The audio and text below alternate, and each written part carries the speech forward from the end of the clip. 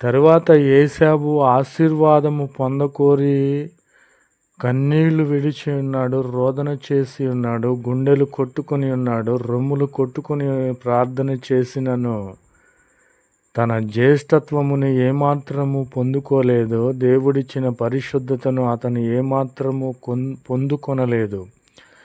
ఎందుకంటే అతడు తిండి కోసరము భ్రష్టుడై వ్యభిచారి అయి తన జ్యేష్ఠత్వమును అమ్ముకొని ఉన్నాడు కనుక మారు